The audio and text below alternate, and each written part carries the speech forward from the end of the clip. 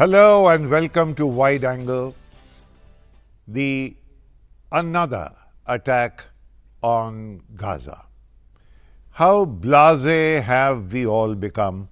It has now become almost with a stunning frequency that Gaza is, which is a narrowest possible strip between the state of Israel and the sea, is attacked, and its 1.5 million people do not know which way to turn, where to go. All the routes are blocked. It is a hothouse. Why is this attack on this occasion? There is a context. The context is international, regional, and in the specific area of the peace process between the Palestinians and the Israelis. To take a look, we have our good friend Atul Aneja, who was for long years Hindu's correspondent in West Asia, and now he is editor for strategic affairs in Delhi. And Awwad, who is the longest lasting Arab specialist and journalist in this country. Yeah. What is the context of this particular attack, Atul? Several elements, I think, have gone into it. You can't ignore the domestic element as well. I think it's important to realize that, and I covered the Israeli elections which happened, that Netanyahu is losing his appeal. There's a generational shift which is taking place in Israel, and there is a young liberal crowd which is becoming assertive, as we saw in the protests in Rothschild Square in Tel Aviv last year. So there is an element of legitimacy which comes into play, and nothing like a good war to boost up your legitimacy. That's number one. Number two, I think what you mentioned, the regional situation is changing. Egypt is the one which has changed dramatically, and after a brief interlude when the Muslim Brotherhood was around, the new dispensation has gone hard, in terms of the border between Gaza and Egypt. So the support structure which used to exist in terms of tunnels, etc., between Gaza and Egypt, that has been affected. And finally, what you talked about internationally, because we know that the equation between Netanyahu and Barack Obama had deteriorated dramatically, but I think there's a comeback over there, and you find that despite all these attacks, you had a lot of support for Netanyahu, in fact blame mostly for the Hamas during this incident. So all these factors seem to have played into this. Atul, thank you. Awwad, let us begin at the beginning. 3 teenagers, all Jewish, are kidnapped and killed. Later, one Palestinian is picked up from outside his house, and he is burnt alive in somewhere outside in the forests of East Jerusalem. This is supposed to be now. In fact, Atul touched on something very interesting. All these are ages 16 to 18 and 19. All the people. Those who have been arrested are also in those ages. There is nobody involved in this drama, which is in this tragedy rather, who is more than 25 years of age. On the other hand, you have Mahmoud Abbas, 79 years of age. You have Netanyahu, 64 years of age.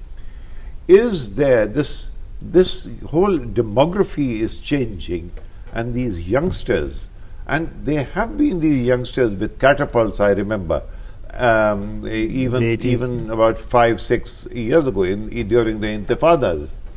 Now that is growing. What role is this, the big chasm between the youngsters who are now the majority in both these countries? Do you know the average in Israel is 29 and the average in Gaza is 18, of the majority. Yeah. Now, this age group is certainly is not listening to this particular leadership. And somewhere down the line, an explosion could take place. I have spoken too much. Well, I think I will endorse what you said and also what Atul have said. It is very important to realize that what is happening in Palestine is not immediate, it's just not now happened. It has always been a chronology of the events, you know, and we know that it has been the 19th century, 20th century, and now we're in the 21st century. The only difference is the technology being used, the amount of atrocity being used, the amount of killing has been used. If you look at the Palestinian issue, it's not a fight between Israel and Hamas. I would be naive to say that it is because of the killing of the three has been. Then why there was no reaction about the killing of the Palestinian? There is a racist regime in the country. There is a Netanyahu government who has broken down every possibilities of having a two-state solution for the Palestinian problem. Therefore, it is good to annihilate Palestine, expand the settlement in the country, submit the Palestinian to a state where either they have to stay or submit themselves or die or leave. Let me intervene. What Atul said was that Netanyahu is now losing his appeal. Well, Netanyahu, and therefore he has to go further to the right. Absolutely, Netanyahu has never been a man of peace. We know. First term, we spoke to Arafat that time. We spoke to Abbas this time. Both of the leader told me that they have no choice. This man is not willing to discuss peace with them. Israel wants peace according to its own terms. The peace of Israel is a status quo till we finish the job of de-Arabization, de-Palestinization of Palestine. That is the main aim for Netanyahu government. Let us begin at the beginning. Time was, and very recent time, when the Syrian offensive began in 2011 August. The game was that Iran, Syria, Hezbollah, Hamas, this chain had to be broken by removing Syria from that chain. That was the game. The assumption was that Hezbollah and Hamas are together. I mean, the argument got confused because they said this is a Shia arc, but then the Hamas is all Sunni. So it got a little confused. Hamas and Hezbollah were supposed to be together, right? If that is the case, this time Netanyahu, while raining his bombs, is saying the danger is that we will have to face the caliphate on our east flank. So now Hezbollah is not the danger, but ISIS and Abu Bakr al-Baghdadi is. You see, it is most convenient to bracket any radical group as a terror group, because that gives you the license to go full steam ahead. And that seems to be happening in the case of Hamas this time. Hezbollah was, in 2006 we saw there was a war against Hezbollah, but that had a message for Israel that it is not easy to take on Hezbollah. Plus there are not those territorial constraints in Lebanon which there are in Gaza because of its geography. This is a cage. You have these people, they are in 100% surveillance, so these are in a way soft targets. And so you take them on and you get away with it, and while you justify whatever you do under the broad rubric, American defined rubric of war against terror. So this becomes a very convenient whipping boy which helps you domestically and elsewhere. So that seems to be broadly how and why that specific targeting. You are only describing it, explaining it in terms of the domestic political compulsions.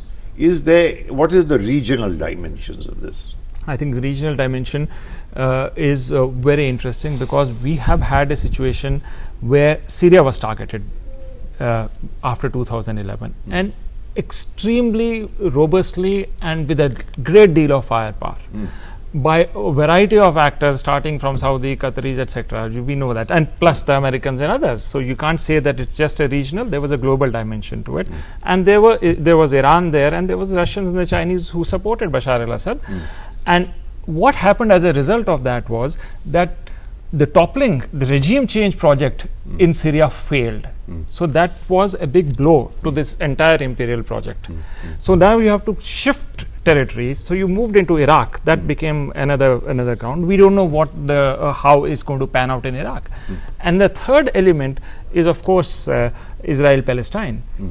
So that also is getting addressed. But at the same, there are no real victories here. If you look at it in strategic sense, now, these are various theaters which are shifting, but it has not given any strategic dividend either to Israel or to the West at this point in time. That seems to be the overall geographic lay of the land in the region. I need to add two very important points here. We had new development. What happened? We are only focusing in Gaza, but what really happened in the West Bank? What happened in the West Bank after the killing of the 3 Israelis? There was a demolishing of 1,000 houses. There was a capturing of 700 children are already in jail. There are lots of pressure on the West Bankers, people who enjoy legitimacy, or the 1948 people who still having the Israeli citizenship. There is lots of pressure from this. There is a growing right-wing Nazist in Israeli society, where they feel those youngsters you mentioned in the beginning, those youngsters would like to see that they're more aggressive, no peace with the Arabs. That is one. The second development, which was very important today, I spotted on the Twitter, that the father of one of the killed children and the father of the Palestinian killed were hugging each other. That means there are still elements within Palestine, within the Israeli society, who is interested in peace. Why can't we build up our hope on this? This is a just, and this is the place, because Netanyahu and his government killed the two-state solution. They turned it into ghettos. Gaza is paying the price of 2 million people. Is just an open jail? It's a warehouse. How much you can kill? How many people you can kill? The aim and the objective is the West Bank, is the 1948, is the 1.5 million Palestinians who have Israeli citizenship. In this, as I mentioned earlier, in this particular round, the target is not Hezbollah. One is not hearing so much about Hezbollah. This time the target seems to be one with which the Saudis would also be in harmony. What am I saying? Morsi goes.